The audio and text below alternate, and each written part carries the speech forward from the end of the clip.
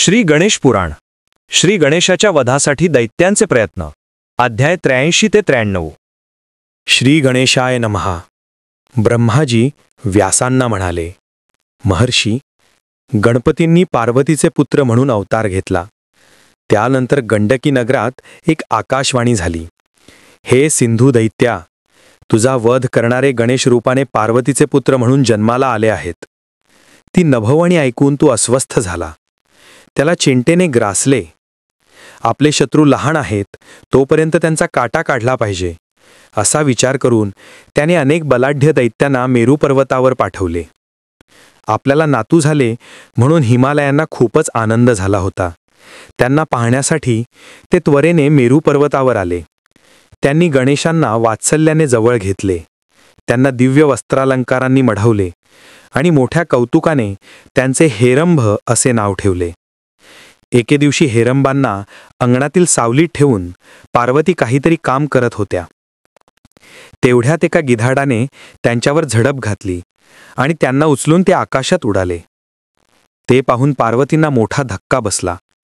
त्या आर्त किंकाळी मारून बेशुद्ध पडल्या। इकडे हेरंबांनी त्या गिधाडाची चोच दाबली, तसेच त्याच्या श्वास घेण्याचा मार्गही बंद केला। तेव्हा ते गुडमरून मरण पावले आणि खाली कोसळले। लोकांनी हेरंबाचा सर्वत्र शोध घेतला, तेव्हा ते सुखरूप असून त्या गिधाडांपाशी खेळत आहेत हे पाहून त्यांचा जीव भांड्यात पडला। त्यानंतर त्या लोकांनी हेरंबाला पार्वतीच्या स्वाधीन केले। तेव्हा त्या हमसाहमशी रडू लागल्या। बालगणेश महिनाभराचे असतील तेव्हाची गोष्ट। दैत्य सिंधूने पाठवलेले क्षेम आणि कुशल हे दोन दैत्य उंदराचे रूप घेऊन त्यांच्या पाळण्यात घुसले आणि त्यांना कडकडून चावू लागले। तेव्हा त्यांनी लाथाबुक्क्या झाडून त्यांना ठार केले। मृत्यूसमयी ते दोन्ही दैत्य मूळ स्वरूपात प्रकट झाले होते। ते दृश्य पाहून पार्वतीची बोबडीच वळली। आपल्या पुत्रावर ही संकटे काय येत आहेत हेच त्यांना कळेना। त्या त्यांच्यावर अहोरात्र लक्ष ठेवू लागल्या। एके दिवशी गणेशांना कुशीत घेऊन त्या आपल्या पर्णकुटीत निजल्या होत्या। तेव्हा क्रूर नामक दैत्याने मांजराच्या रूपाने तिथे गुपचूप प्रवेश केला। हेरंबाची मान तोंडात धरून तो त्यांना बाहेर नेणार, तोच त्या पार्वतीपुत्रांनी लत्ताप्रहार करून त्याला ठार केले। हेरंब 4 महिन्याचे असताना कोणत्या तरी सणाच्या निमित्ताने पार्वतींनी हळदी कुंकवाचे आयोजन केले होते। त्यांच्या समवेत त्यांची मुलेही होती। बालासूर नावाचा दैत्य बालरूपाने तिथे प्रकट झाला आणि मुलांमध्ये मिसळून खेळू लागला। योग्य संधी मिळताच त्याने हेरंबाच्या मस्तकावर लाथा मारून त्यांचा प्राण घेण्याचा प्रयत्न केला। तेव्हा त्याने आपल्या चिमुकल्या हातांनी त्याचा गळा दाबला। तो तडफडून तिथेच मरण पावला। त्यावेळी तो मूळ राक्षसी स्वरूपात प्रकट झाला होता। त्याला पाहून तिथे आलेल्या बाया बापड्या आपल्या मुलांना घेऊन तिथून पसार झाल्या। गणेश 5 महिन्याचे असताना मरीची ऋषी त्यांच्या दर्शनास आले होते। पार्वतींनी त्यांचं यथोचित आदरातिथ्य केले। तेव्हा ते म्हणाले, देवी, योगीजनांचे ध्यानविषय असलेले परमप्रभू परमात्मा दैत्याच्या नाशासाठी तुमचे पुत्र म्हणून जन्मले आहेत। यांची नीट काळजी घ्या, यांना जीवापाड जपा। त्या म्हणाल्या, ऋषीवर्य, या माझ्या पुत्रावर जन्मल्यापासून संकटे येत आहेत। ज्या दैत्यांनी यांना मारण्याचे प्रयत्न केले ते सर्व प्राणास मुकले। तरी दुष्ट दैत्यांपासून यांचे रक्षण होईल असा एखादा उपाय सांगा।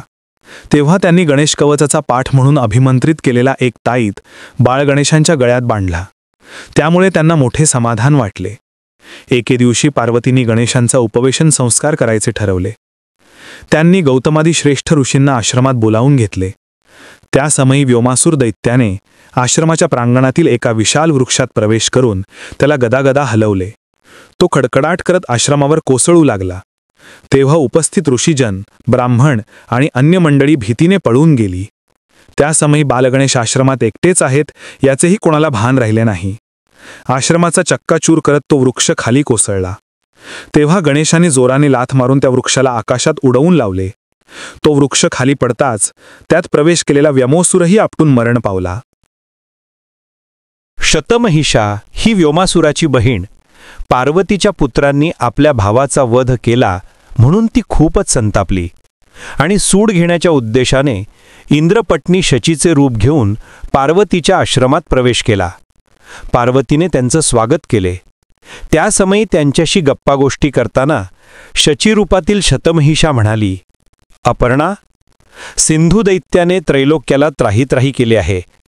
त्याच्या धाकाने माझे पती गिरीकंदरात लपून बसले आहेत. देवांच्या सुटकेसाठी प्रत्यक्ष परमात्मा तुमच्या पुत्रांच्या रूपाने अवतरले आहेत हे ऐकून मला राहावले नाही.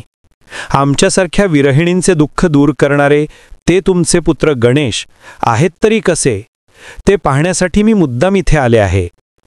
त्यांचे मनोगत जाणून पार्वतीने आपल्या सख्यांना हेरंबांना घेऊन येण्यास सांगितले. पार्वतीने आपल्या बाळाला इंद्रपत्नी शचींच्या मांडीवर ठेवले, परंतु शतमहिषाचे कपट प्रभूंनी ओळखले होते, म्हणून त्यांचा मुका घेण्यासाठी ती पुढे वाकली तेव्हा त्यांनी तिचे दोन्ही कान हातांनी घट्ट धरले आणि योगसिद्धीने आपले वजन वाढवले. तो भार असह्य होऊन ती राक्षसिणी किंचाळत मरण पावली. बालगणेशांच्या जीवावरचा आणखी एक धोका टळला होता. गणेश 7 महिन्याचे झाले त्यावेळी सिंधू दैत्याने पाठवलेला कमठासूर मातीच्या उंचवट्याचं रूप घेऊन पार्वतीच्या आश्रमाच्या प्रांगणात पडून राहिला. तो योग्य संधीची वाट पाहत होता.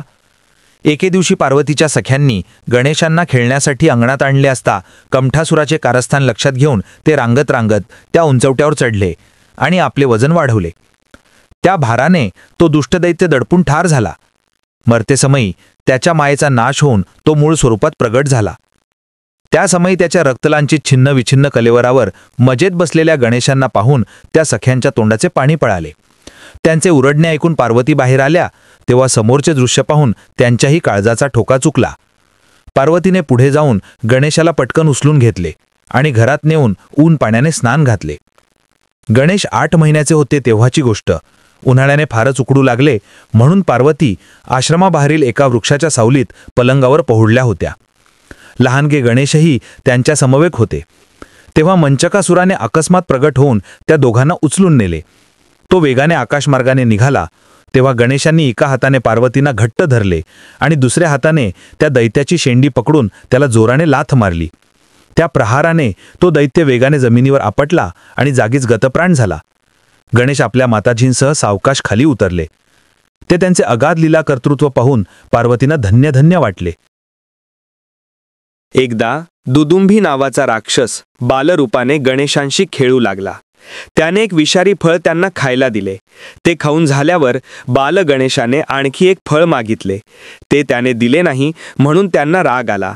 त्यांनी बालरूपातील दैत्याची शेंडी धरली आणि त्याला गरागरा फिरवून आपटून ठार मारले.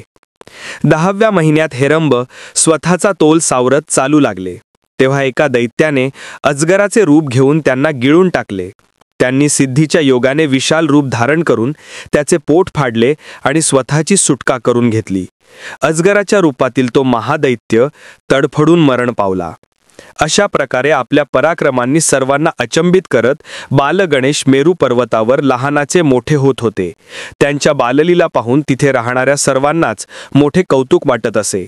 एकदा एका दैत्याने टोळ्याचे रूपाने येऊन त्यांच्यावर झडप घातली तेव्हा बालगणेशाने त्या टोळ्याचे पंखच धडा वेगळे केले.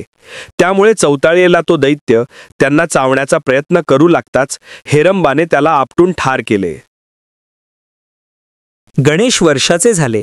त्यांना हळूहळू चालत येऊ लागले तेव्हा पार्वतींनी त्यांच्या पायात सोन्याचे घुंगरू बांधले आणि त्यांना नृत्य शिकवू लागल्या. त्यांनी दाखवल्याप्रमाणे तेही नृत्य करू लागले. त्या समयी त्यांचे मोहक हावभाव पाहून शिवजीही आनंदाने नाचू लागले. त्या दोघांना नाचताना पाहून पार्वती, त्यांच्या सख्या, नंदी, अन्य शिवगण, यक्ष, किन्नर, सिद्ध, मुनी, तपस्वी हेही टाळ्यांचा ठेका धरून त्यांच्याभोवती फेर धरून नाचू लागले. ते दृश्य पाहून पशुपक्षी, वृक्षवेली याही नाचू लागल्या. समस्त सृष्टीला आनंदाचे उधाण आले. त्या सुखसोहळ्याचे काय वर्णन करावे. बराच वेळ नृत्य केल्यावर माझे बाळ दमले गमाई असे म्हणून पार्वतींनी गणेशांना आपल्या मांडीवर घेतले.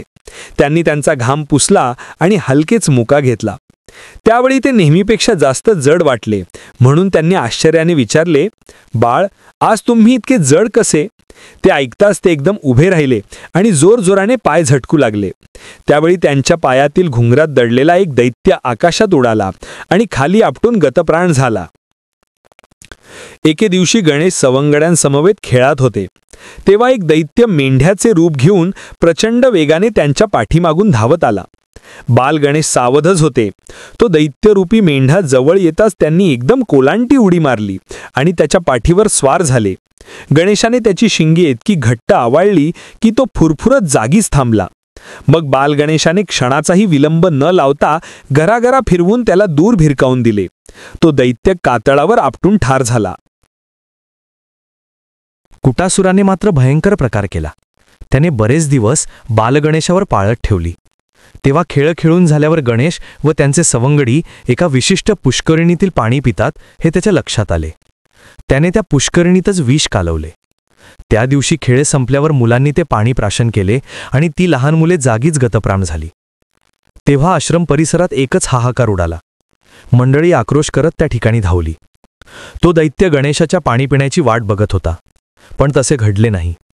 त्यामुळे तो दैत्य निराश झाला. त्याचे कपट बालगणेशाच्या लगेच लक्षात आले. गणेशाने त्या कुटासुराकडे क्रोधाने जळजळीत दृष्टी टाकली आणि त्याला जागेच भस्मसात करून टाकले. त्यानंतर आपल्या सवंगड्यांवर अमृतदृष्टी टाकून त्यांना पुन्हा जिवंत केले. बालगणेशाच्या कृपादृष्टीने पुष्करिणीतील पाणीही निर्मळ झाले. मुलांना जीवदान मिळाले म्हणून तिथे उपस्थित असलेल्या सर्वांनी बालगणेशाचा उत्स्फूर्त जयजयकार केला.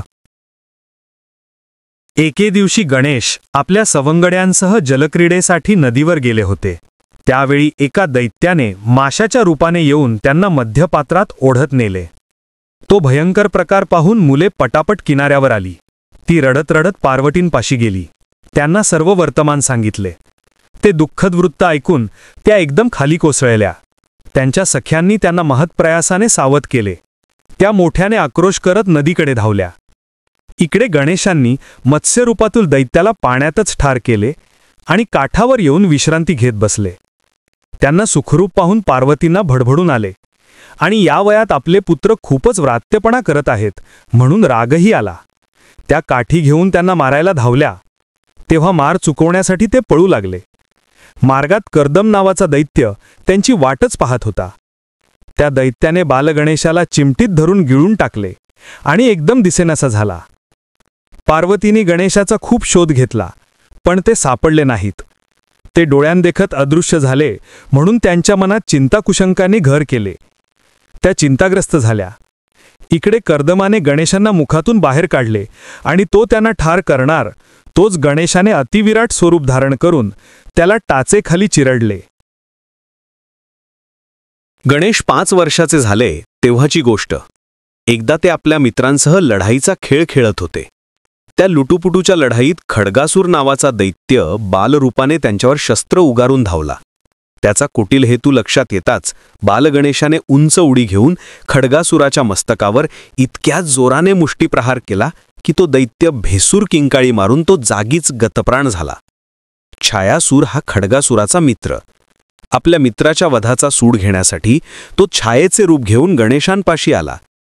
गणेशाने छायासुराच्या छायेला धरले आणि त्याला ओढू लागला. त्यामुळे ते बालगणेश एकदम खाली आपटले. हे कपट लक्षात येताच ते अतिशय संतापले. त्यांनी एक तीक्ष्ण दगड उचलला आणि त्याच्या सावलीवरच प्रहार केला. त्या आघाताने तो छायासूर ठार झाला. एके दिवशी बालगणेश ऋषिकुमारांसमवेत चेंडू खेळत होते. त्यात एकाने फेकलेला चेंडू दुसऱ्याने झेलला तर चेंडू फेकणाऱ्याने तो झेलणाऱ्या पाठीवर बसवून फिरवायचे असा नियम ठरवण्यात आला. चंचल नावाचा एक दैत्य ऋषिकुमाराचं रूप घेऊन त्यांच्या खेळात सहभागी झाला. गणेशांनी फेकलेला चेंडू त्याने पटकन पकडला. नियमाला अनुसरून बालगणेशाने त्या दैत्यरूपी ऋषिकुमाराला आपल्या पाठीवर घेतले. तेव्हा तो दैत्य आपल्या वजनाने त्यांना दाबू लागला. त्याचा दुष्ट हेतू बालगणेशाच्या लगेच लक्षात आला, पण त्यांनी तसे दाखवले नाही. त्याचा भार सहन करून त्यांनी तो डाव पूर्ण केला. खेळ पुढे चालूच राहिला. पुढील एका डावात त्याने उंच फेकलेला चेंडू गणेशाने चपळाईने पकडला. तेव्हा त्या दैत्यरूपी ऋषिकुमाराने बालगणेशाला आपल्या पाठीवर घेतले. त्या संधीत गणेशाने आपला भार इतका वाढवला की चंचल नावाचा तो दुष्ट दैत्य छाती फुटून रक्त ओकत मरून पडला. श्री गणेश पुराण अध्याय 83 ते 93 समाप्त. व्हिडिओ आवडल्यास व्हिडिओला लाईक, शेअर, कॉमेंट आणि सबस्क्राईब करा. शेजारील बेल आयकनचे बटन प्रेस करा म्हणजे तुम्हाला माझ्या नवीन येणाऱ्या सर्व व्हिडिओचे नोटिफिकेशन मिळेल. व्हिडिओ बघितल्याबद्दल धन्यवाद.